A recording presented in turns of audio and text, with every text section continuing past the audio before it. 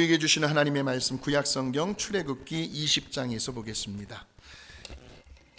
출애굽기 20장 1절에서 17절까지의 말씀, 십계명에 관한 말씀인데 우리 같이 한번 읽어보겠습니다. 하나님이 이 모든 말씀으로 말씀하여 이르시되 나는 너를 애굽 땅 종되었던 집에서 인도하여 낸 내 하나님 여호와니라. 너는 나 외에는 다른 신들을 내게 두지 말라.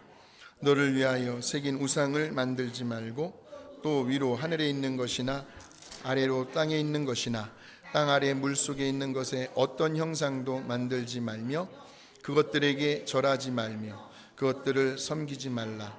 나 내 하나님 여호와는 질투하는 하나님인즉 나를 미워하는 자의 죄를 갚되 아버지로부터 아들에게로 3, 4대까지 이르게 하거니와 나를 사랑하고 내 계명을 지키는 자에게는 1000대까지 은혜를 베푸느니라. 너는 내 하나님 여호와의 이름을 망령되게 부르지 말라. 여호와는 그의 이름을 망령되게 부르는 자를 죄 없다 하지 아니하리라. 안식일을 기억하여 거룩하게 지키라. 엿새 동안은 힘써 내 모든 일을 행할 것이나 일곱째 날은 내 하나님 여호와의 안식일인즉 너나 내 아들이나 내 딸이나 내 남종이나 내 여종이나 내 가축이나 내 문 안에 머무는 객이라도 아무 일도 하지 말라. 이는 엿새 동안에 나 여호와가 하늘과 땅과 바다와 그 가운데 모든 것을 만들고 일곱째 날에 쉬었습니다. 그러므로 나 여호와가 안식일을 복되게 하여 그날을 거룩하게 하였느니라. 내 부모를 공경하라. 그리하면 내 하나님 여호와가 내게 준 땅에서 내 생명이 길리라. 살인하지 말라. 간음하지 말라. 도둑질하지 말라. 내 이웃에 대하여 거짓 증거하지 말라. 내 이웃의 집을 탐내지 말라.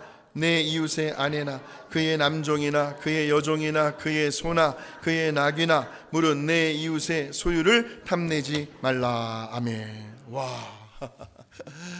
예, 오늘은 십계명이 우리에게 주는 교훈 말씀입니다. 여러분, 우리가 신앙생활을 하시면서요 반드시 꼭 기억해야 할 세 가지가 있습니다. 하나는 주기도문이고요, 다른 하나는 사도신경이고, 그리고 마지막 하나는 십계명입니다. 그래서 여러분이 가지고 계신 그 성경책을 보시게 되면 거의 대부분이 앞부분에는 뭐가 나와 있어요?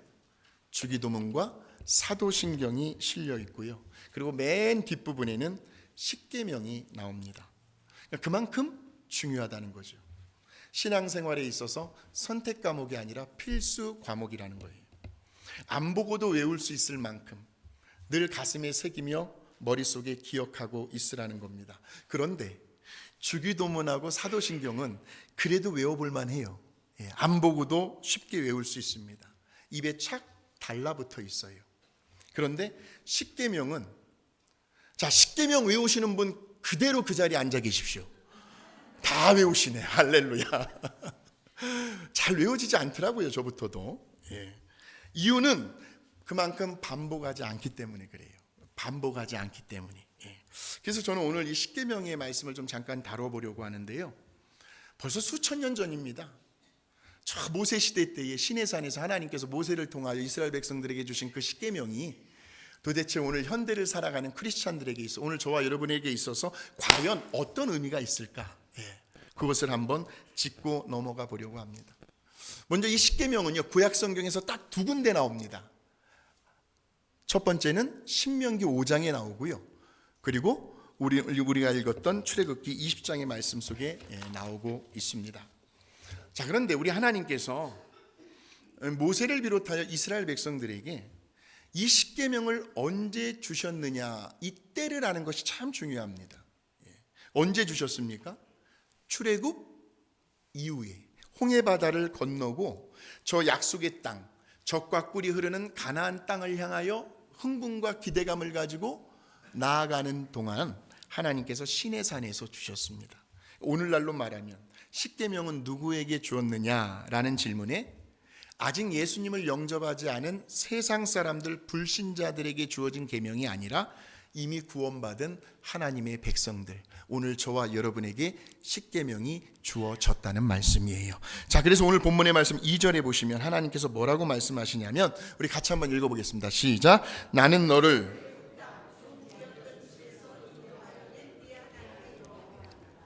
이미 출애굽을 경험한 이스라엘 백성들에게 주어진 계명이라는 겁니다.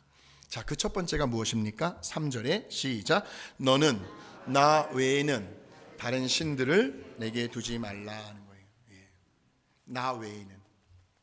우리들이 신앙생활 하시면서 우리 하나님을 향해 가져야 할 그 자세는요, 우리 하나님 외에 그 어떤 다른 신들을 두지 말라는 거죠. 하나님 외에. 다시 말하면 저와 여러분의 그 마음이요, 우리 하나님 외에 우리 하나님보다도 다른 그 어떤 무언가에 기울어지지 말라는 겁니다. 그러니까 우리 하나님보다도 그 어떤 것을, 참 쉽지는 않겠지만 우리들의 인생의 삶의 우선순위로 두어서는 안 된다는 말씀이에요. 즉 하나님을 향한 그 마음을 다른 그 무언가에 빼앗기지 말라는 말씀이거든요. 우리 한번 옆 사람 축복하시겠습니다. 우리 하나님만을 최고로 여깁시다. 인사하시겠습니다. 하나님만을 최고로 여깁니다. 정말 그러실 수 있으십니까? 우리 하나님만을 최고로요. 우리 하나님을 최고로 여겨드리면 하나님도 우리를 최고로 여겨주셔요. 근데 만일에요, 우리들의 그 마음이 우리 하나님보다도 더 앞서가는 그 무언가가 있다고 한다면 그것이 바로 현대판 우상이 될 수 있다는데, 그래서 4절 5절에 이 말씀이 이어서 나옵니다. 같이 시작. 너를 위하여 생긴 우상을 만들지 말고 그것들에게 절하지 말며 그것들을 섬기지 말라. 나 내 하나님 여호와. 무슨 하나님? 질투하는 하나님인즉 나를 미워하는 자의 죄를 갚되 아버지로부터 3, 4대까지 이르게 한다라는 말씀입니다.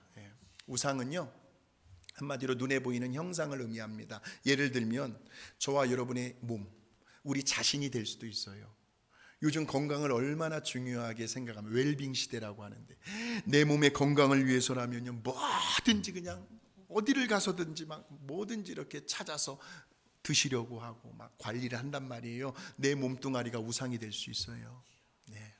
그리고 여러분들의 가족들이요, 그것이 우상이 될 수도 있고, 또 물질, 돈 싫어하는 사람 어디 있습니까? 돈 다 좋아해요.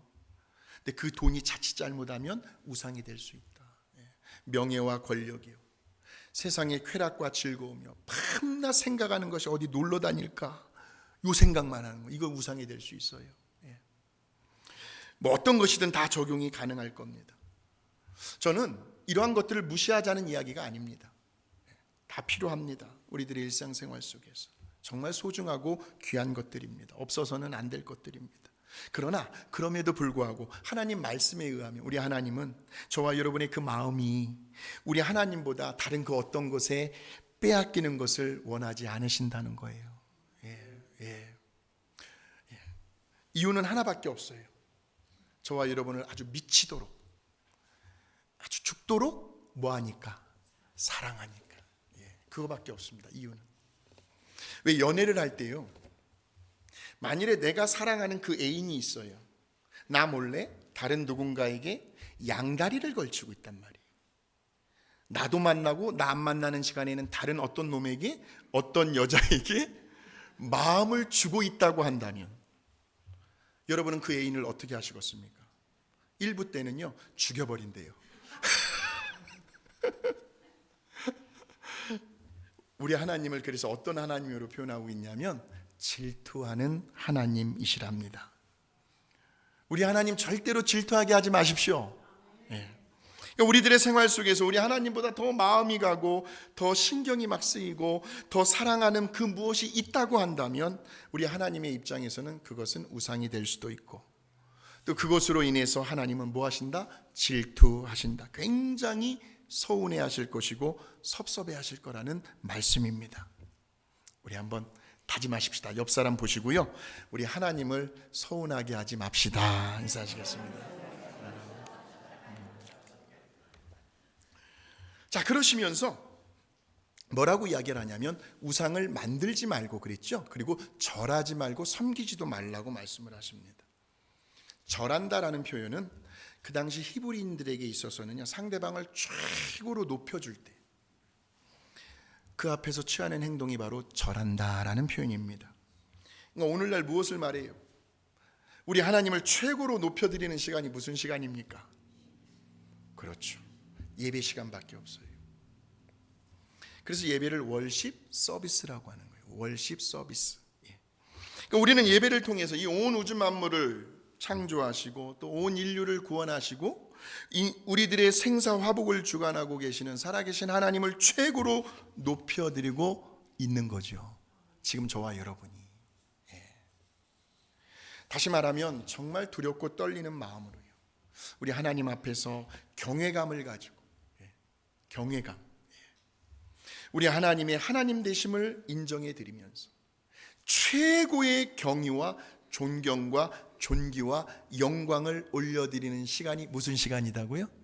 예배 시간. 그래서 예배를 굉장히 귀하게 여기는, 그래서 하나님은 예배자를 축복하시고 예배자를 기뻐하시고 예배자를 통해서 지금도 영광을 받으신다는 거예요.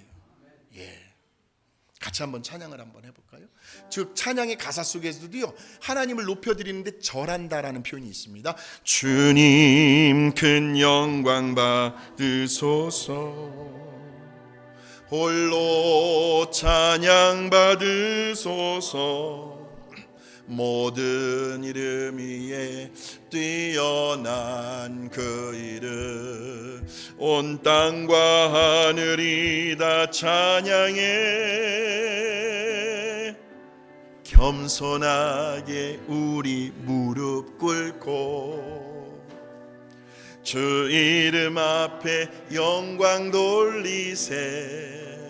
절하세, 모두 절하세, 독생자 예수, 주님께 찬양 드리리. 모든 영광과 존귀와 능력 하나님께서 받으셔야죠. 받으소서, 받으소서, 영광과 존귀와 능력 주님께서 받으소서, 받으소서. 그리스도 살아계신 하나님,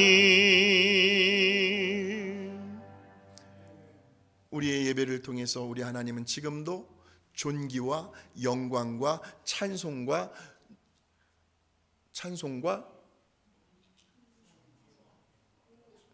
이럴 때 그냥 영광을 받고 계십니다. 어떻게 보면 예배 시간은요, 우리 하나님과 데이트하는 시간입니다. 예배는 하나님을 만나는 시간이니까. 그래서요, 지금 여러분은 저와 함께 우리의 몸을 하나님께 드리고 있는 거예요.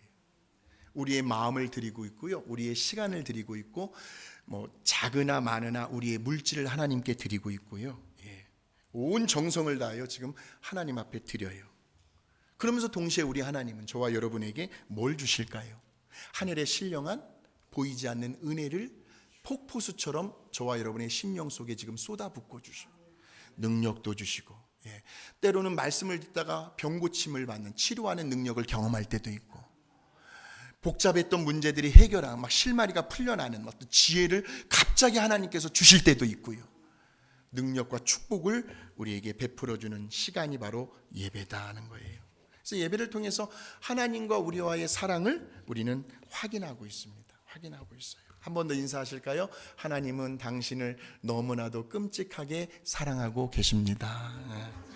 하나님은 당신을 너무나도 끔찍하게 사랑하고 계십니다 하는 거예요. 사랑하면 그 상대방이 원하는 것을 왠지 다 들어주고 싶어요. 사랑하니까 다 주고 싶어요. 우리는 이것을 순종이라고 이야기를 합니다. 하나님 말씀을 다 듣고 싶어요. 저와 여러분 하나님을 사랑하기 때문에. 그래서 6절에 보시면 이어서 이런 표현이 나오고 있는 거죠. 시작. 나를 사랑하고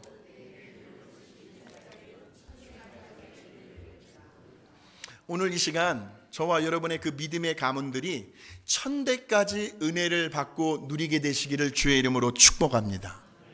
아멘 하시는 분만 그걸 누리세요. 천대까지, 와, 천대까지 하나님께서 부어주시는 그 은혜를 받고 누리신다니까요. 자녀들, 손주들, 뭐 3대, 4대까지 계속해서요. 어떤 사람에게요? 하나님 사랑하고 하나님의 계명을 순종하는 자에게요. 자, 이제 세 번째 계명으로 한번 넘어가 보실까요? 우리 7절을 한번 가보겠습니다. 시작. 너는 내 하나님 여호와의 이름을 망령되게 부르지 말라. 여호와는 그의 이름을 망령되게 부르는 자를 죄 없다 하지 아니하시리라 하는 거예요. 하나님의 이름을 존중히 여겨 드리라는 겁니다. 성경에 보시면 우리 하나님의 이름에 대해서 많이 나오는데 그 중에 가장 대표적인 이름이 히브리어 원문에 보면 여호와, 야훼라는 말이 나옵니다. 그 여호와, 야훼라는 말의 뜻은 그 하나님의 영광스러운 그 권위 앞에 두렵고 떨린다라는 의미가 담겨 있습니다. 여호와, 야훼라는 이름 앞에. 그래서 이스라엘 백성들이요, 이 성경을 읽어 내려가다가요, 이 여호와, 야훼라는 단어가 나오잖아요. 그러면 그들의 호흡이 순간 멈춰버려요. 그러면서 그 단어를 함부로 읽질 않습니다. 내가 감히 어떻게 그 거룩하시고 위대하신 그 영광스러운 여호와 하나님의 이름을 내 입에, 이 비천한 입에 담을 수 있느냐는 거예요. 그래서 왜 자식들도요, 네 부모님 함자가 뭐냐라는 질문을 받을 때 좀 생각이 있는 자식 같으면 뭐라고 대답을 해요? 함부로 부모님의 이름을 누구누구누구요 얘기하지 않죠. 반드시 무슨 자, 뭔 자, 뭔 자라고 이야기를 합니다. 부모님에 대한 공경이죠. 하물며 우리 하나님의 그 거룩하신 이름을 부르는 데 있어서 이스라엘 백성들은 너무나도 아주 신중하고 철저했다는 거예요. 그래서 이 여호와, 야훼라는 단어가 나오면 그 이름 대신에 불러야 되잖아요. 읽어야 되잖아요. 그래서 대체해 놓은 단어가 아도나이입니다. 아도나이. 주님이라는 뜻이에요. 주님. 그러니까 이처럼 여호와라는 말은 아주 굉장히 신성하면서도 존귀한 이름이었다는 거예요. 누구도 감히 함부로 남발할 수 없는. 그래서 제3계명에서는 내 하나님 여호와의 이름을 망령되게 부르지 말라고 명령한 겁니다. 망령되게 부른다라는 의미를 또 알아야 하잖아요. 그죠? 첫 번째는 어떤 의미가 있냐면 지킬 의도가 전혀 없는데 헛된 약속을 할 때 주님의 이름을 함부로 사용하지 말라는 거예요. 말끝하면 아버지가, 말끝하면 뭐 주의 이름 막 이렇게 부르지 말라는 거예요. 지키지도 못할 그런 약속을. 자, 어디에 나오냐면 레위기 19장 12절 말씀입니다. 시작. 너희는 내 이름으로 거짓 맹세함으로 내 하나님의 이름을 욕되게 하지 말라 하는 거죠. 같이 한번 인사하시겠습니다. 지키지도 못할 말은 함부로 하지 맙시다. 왜 그렇게 하잖아요? 하나님의 이름이 뭘 보여요? 욕되게 된다는 거예요. 하나님의 이름이 욕되게 된다는 거예요. 두 번째는요, 망령되이 부른다. 이 말은 악한 일을 하면서요, 우리 하나님 기뻐하시지 않는 일을 하면서요, 지금 말씀대로 살지 못하면서 주님의 이름을 함부로 사용하지 말라는 거예요. 왜냐하면 그렇게 되면 누구의 영광이 가리워지니까? 저와 여러분 때문에 하나님의 이름이 땅에 떨어지고 하나님의 영광이 가리워지고요. 그런다니까요. 그래서 예레미야 7장 10절에서 11절의 말씀에 이런 말씀이 있습니다. 시작. 내 이름으로 일컬음을 받는 이 집에 들어와서 내 앞에 서서 말하기를 우리가 구원을 얻었나이다 하느냐? 이는 모든 가증한 일을 행하려 함이로다. 내 이름으로 일컬음을 받는 이 집이 너희 눈에는 도둑의 소굴로 보이느냐? 보라, 나고 내가 그것을 보았노라. 여호와의 말씀. 잘 보세요. 저기에 보시면 우리가 구원을 얻었나이다라고 말하는 사람들이 있어요. 근데 그렇게 말을 하면서도 그들이 하는 행동은 가증한 일이라는 거예요. 가증한 일. 자, 그런데 거기에 도둑의 소굴이라고 나오죠. 도둑의 소굴로 보이느냐?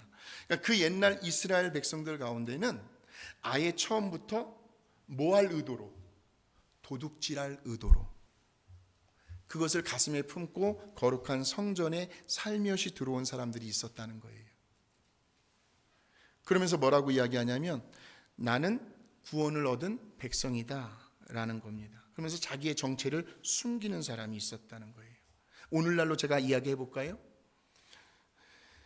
교회에 오긴 오는데 마음속에 안 좋은 의도를 품고 오는 거예요. 그러면서 언제? 성도들이 다 눈 감고 기도할 때 그 백에 있는 지갑, 이걸 노리는 사람도 있어요. 조심하셔야 돼요. 그렇다고 해서 기도할 때 이렇게 꼭 안고 기도하는 것도 웃겨요. 그것도 웃겨요. 내 이름으로 일컫는 집 성전에 우리가 구원을 얻었나이다 라고 고백하는 자기의 정체를 숨겨요. 그러면서 그 사람이 하는 짓은 뭐냐? 도둑의 소굴로 만들어버리는 거지. 그런 것들. 그러면서 우리 하나님의 이름이 악용되었다라는 겁니다. 제가 좀 더 쉬운 예를 들어볼게요. 한국의 어느 대형 교회에서 분쟁이 일어났어요. 일어날 수 있죠. 작은 교회든 큰 교회든. 한 교회를 섬겼던 교인들이 둘로 쫙 나누어집니다. 그러면서 이쪽 부류의 교인들은 본당 성전을 차지했어요. 성전에서 예배를 드려요. 그리고 다른 쪽 한 부류의 교인들은 교육관에서 예배를 드려요. 그러면 그때에 양쪽 교인들의 입술에서 그 여호와 야훼 하나님의 이름을 함부로 부르지 말라는 거예요. 그러니까 다들 서로가 자기들 입장에서 자기들이 하는 행동이 하나님의 뜻이라고 우기는 거예요. 이쪽에서도 하나님의 뜻, 저쪽에서도 하나님의 뜻. 그럼 하나님 반으로 나눠집니까? 그렇잖아요. 우리 하나님의 뜻은 정작 뭐라고 말씀하시는데, 에베소서에 보면 성령의 하나됨을 힘써 지키라. 하나님도 한 분이시오, 예수님도 한 분이시고, 주도 한 분이시오, 성령님도 한 분이신데 왜 너희들은 둘로 쫙 갈라져 가지고 서로들 하나님의 이름을 거들먹거리며 하나님의 영광을 가리우고 있느냐라는 거죠. 요즘이요, 그런 교회들이 많아요. 한국에도 많고. 정작 우리 하나님은 어디에 계셔요? 하나님을 찬양하고 하나님께 기도하고 하나님의 말씀을 선포하는 그 거룩한 입술로, 이 거룩한 입술로 다른 누군가를 향해서 부정적이고 좋지 않은 말을 함으로 인하여 하나님의 이름을 망령되게 하지 말라는 겁니다. 자, 축복하십시다. 우리 서로 좋은 말만 합시다. 좋은 말만. 자, 이제 네 번째 계명으로 한번 넘어가 보실까요? 8절에서 11절의 말씀인데요. 시작. 안식일을 기억하여 거룩하게 지키라. 엿새 동안은 힘써 내 모든 일을 행할 것이나 일곱째 날은 내 하나님 여호와의 안식일인즉 너나 내 아들이나 내 딸이나 내 남종이나 내 여종이나 내 가축이나 내 문 안에 머무는 객이라도 아무 일도 하지 말라. 이는 엿새 동안에 나 여호와가 하늘과 땅과 바다와 그 가운데 모든 것을 만들고 일곱째 날에 쉬었음이라. 그러므로 나 여호와가 안식일을 복되게 하여 그날을 거룩하게 하였느니라 하는 거죠. 이 안식이라는 개념은요, 하나님께서 우리 인간들에게 주신 최고의 축복입니다. 사람은 누구나 다 뭐가 필요하기 때문에 쉼이 필요해요. 쉼이 필요합니다.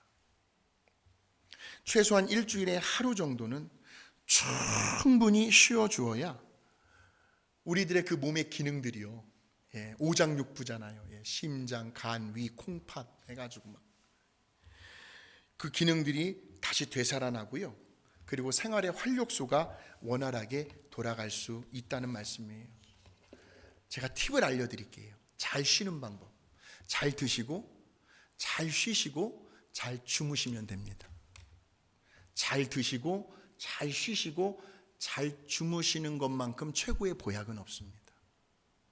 오늘 우리 빅토밸리 감사하님께 모든 어르신들이 식욕이 떨어지시면 안 될 텐데 잘 드시고 또 잘 쉬시면서 잘 주무시는 축복이 있게 되기를 주의 이름으로 축원합니다. 우리 하나님께서 우리들의 몸을 그런 사이클로 만들어 주셨어요. 괜히 빨간 날이 아니에요. 그날은 온전히 쉬라는 말씀이에요. 자, 그런데 구약에서 말하는 원래의 안식일은 토요일이잖아요. 그죠? 좀 더 정확히 이야기한다면 금요일 해가 질 무렵부터 그 다음날 토요일 날 해가 질 때까지 그 하루를 안식일이라고 합니다. 그래서 안식 교도인들은 지금도 토요일에 안식일을 지켜야 한다고 주장을 하죠. 그러면서 이 간혹 주일 예배를 드리는 그리스도인들조차도 토요일 안식일이 오늘날 주일 안식일로 바뀌었다라고 생각하는데 이건 잘못된 생각입니다. 또 우리 주변에서 어떤 분들은요, 왜 기독교인들은 토요일에 안식을 지키지 않느냐고 질문을 해요. 제가 말씀을 드릴게요. 그러니까 이런 것과도 같은 거예요. 왜 오늘날 구약에서는 소나 양이나 짐승을 각을 떠가지고 피를 흘리게 해서 제단에다가 하나님 앞에 번제물로, 소제물로, 화목제물로 이렇게 해서 하나님께 바쳤는데 왜 오늘날은 양을 제물로 잡아서 하나님께 바치지 않는가 하는 질문과도 같은 거예요. 그러므로 이 질문에 대해서 우리는 이렇게 성경적으로 말할 수 있어야 합니다. 우리 예수님께서 마지막 속죄 양이 되셨다라고요. 이제는 그 예수 그리스도를 통해서요, 그 속죄의 제도와 의미가 이미 2000년 전 저 골고다 언덕 위에서 단 한 번에 성취되었노라고 히브리서 기자는 말하잖아요. 그죠? 그러니까 우리 예수님께서 뭐라고 말씀하세요? 수고하고 무거운 짐진 자들아 다 내게로 오라 내가 너희를 쉬게 하리라. 안식의 개념. 근데 그 안식의 개념의 주인공이 누구예요? 예수님. 그러니까 우리 예수님께로 나아가는 것이 바로 안식이다라는 거죠. 아담의 원죄로 인해서 온 인류는 안식을 잃어버렸습니다. 마음의 진정한 평안과 쉼을 잃어버렸습니다. 근데 우리 예수님께서 그 죄로 인한 그 안식이 사라진, 쉼이 사라진 그 문제를, 다시 말하면 십자가의 죽으심과 부활의 사건을 통하여 완전히 해결해 주시죠. 죄의 문제를. 그러니까 우리 예수님의 부활로 인하여 죄와 사망의 권세가 다 정복이 되었어요.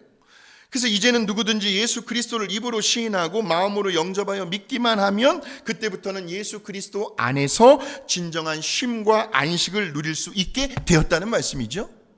그래서 우리 예수님께서 뭐라고 말씀하세요? 요한복음에 보시면 평안을 너희에게 끼치노니 곧 나의 평안을 너희에게 주노라. 내가 너희에게 주는 것은 세상이 주는 것과 같지 아니하니 너희는 마음에 근심하지도 말고 두려워하지도 말라 하는 거예요. 그러니까 우리 예수님께서 진정한 안식을 선포하신 날이 언제냐면 바로 죄와 사망의 권세를 다 이기시고 다시 부활하신 날인데 그 날이 바로 주일 새벽 시간이었다는 거죠.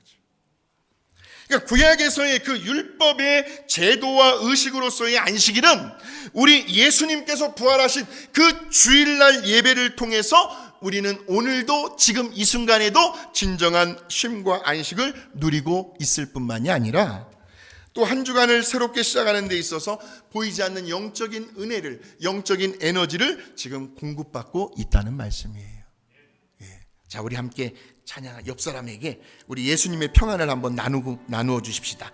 평안을 너에게 주노라. 세상이 줄 수 없는,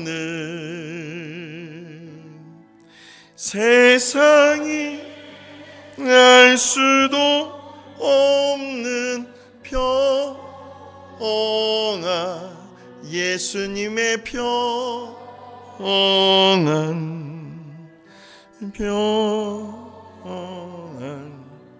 평안을 내게 주노라.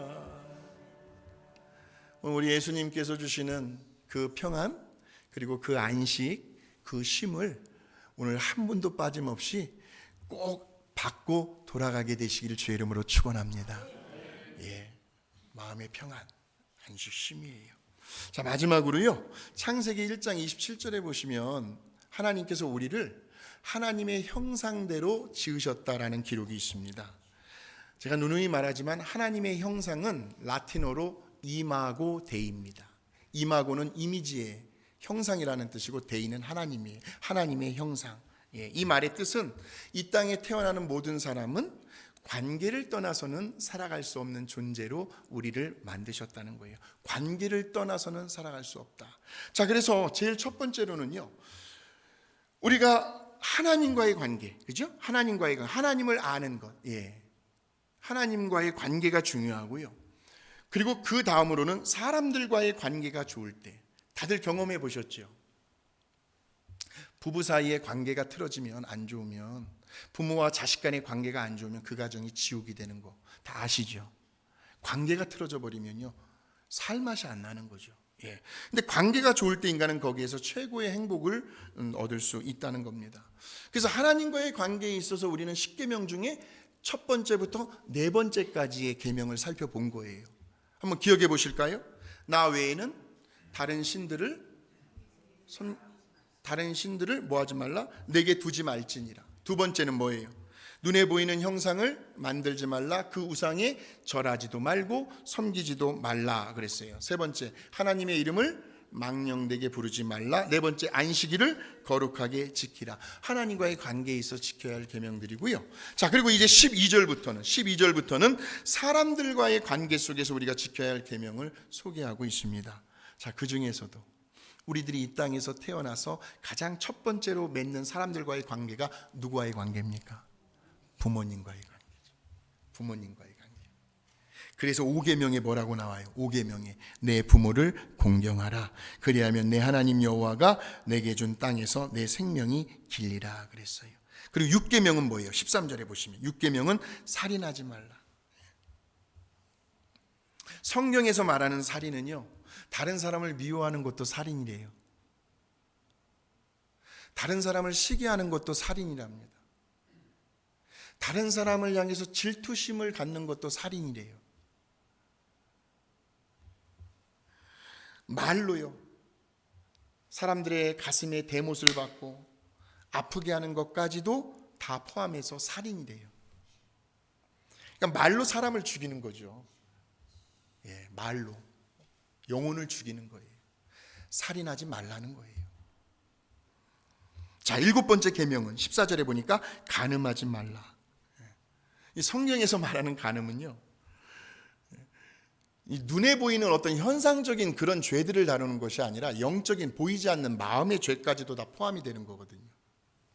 그러니까 내가 직접 누군가를 강간하지 않았어도 혹시라도 내 마음속에 어떤 다른 이성을 품고 음욕을 품고 있다고 한다면 그것도 뭐라고요?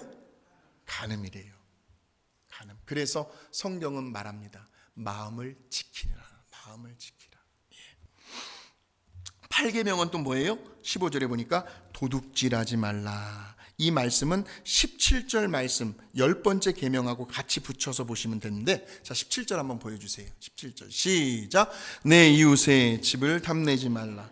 내 이웃의 아내나 그의 남종이나 그의 여종이나 그의 소나 그의 낙이나 물은 내 이웃의 소유를 탐내지 말라 하는 거죠. 도둑질하지 말라, 탐내지 말라 같이 이렇게 붙여보시면 됩니다. 근데 저 때에도 뭐 도둑질하는 것이 눈에 보이는 어떤 물질이 될 수도 있고 물건이 될 수도 있고요. 그리고 보이지 아니하는 하나님께서 받으셔야 할 그 영광을 내가 가로챈다? 하나님께서 받으셔야 할 그 기쁨을 내가 가로챈다? 이것까지도 도둑질이라는 거죠. 그래서 우리가 늘 기도할 때 하나님의 영광을 도둑질하지 않게 해주시옵소서라고 기도하시는 성도님들도 참 많이 있습니다. 자, 이 8계명과 10계명을 지키기 위해서는 욕심과 탐욕을 버려야겠죠. 버리려면 청지기 의식을 가지고 계셔야 합니다. 욕심과 탐욕을 버릴 수 있는 가장 좋은 방법은 청지기 의식입니다. 이 청지기 의식은 뭐냐면, 내가 이 땅에서 누리는 이 모든 것들은 하나님의 것인데 하나님께서 내가 이 땅에 사는 동안 잠시 잠깐 나에게 맡겨놓으신 것이다. 이것이 청지기 의식입니다. 이런 청지기 의식을 갖게 되시길 주의 이름으로 축원합니다. 그래야 이 땅에 미련이 없어요. 아이고 하시는 분도 있어요. 지금 쉽지 않아요. 또 나를 드러내고 싶은, 뭐 하면 내 의를 자꾸 자랑하고 싶은 그러한 교만함도 버리셔야 한다는 거예요. 죽을 때까지 우리들의 숙제입니다. 그러려면 어떻게 탐욕과 욕심을 버리냐? 하나밖에 없어요. 자족하는 거죠. 감사하는 것밖에 없죠. 그런 훈련들을 끊임없이 해 나가셔야 한다는 말씀이고요. 그리고 9계명은 16절에 보니까 내 이웃에 대하여 거짓 증거하지 말라 하는 거예요. 그러니까 여기까지는 다 사람들과의 관계에 있어서 우리들이 지켜야 할 계명인데, 그래서 제가 하나님 앞에 물어봤어요. 하나님, 이 10가지의 계명을 이 세상에서 다 온전히 완벽하게 지키는 사람이 있습니까? 저부터도 아닌데. 이 세상에는 그 누구도 없다. 십계명을요 온전히 완벽하게 지키는 사람은 아무도 없어요. 그래서 우리에게는 뭐가 필요해요? 우리 하나님의 자비가 필요해요. 우리 하나님의 긍휼과 하나님의 용서와 하나님의 사랑과 하나님의 은혜가 필요한 사람들이 바로 저와 여러분이라는 거예요. 예. 중요한 것은 내가 뭘 잘못했는지를 깨닫는 거겠죠. 예. 마음속으로 생각으로 살인죄를 저질렀어요. 간음죄를 저질렀어요. 그 순간 성령님께서 우리 안에서 근심하시고 탄식하시는 사인이 올 때 회개의 자리로 나가서 하나님 용서해 주세요. 잘못했습니다. 또 넘어졌습니다. 그럼 하나님은 언제라도 우리를 용서해 주시고 다시 새롭게 시작할 수 있는 은혜를 부어주신다는 말씀이죠. 오늘 이 시간 우리 모두가요 우리 하나님과의 관계뿐만이 아니라 또 사람들과의 관계에 있어서도 서로 좋은 관계들을 맺게 되시기를 바랍니다.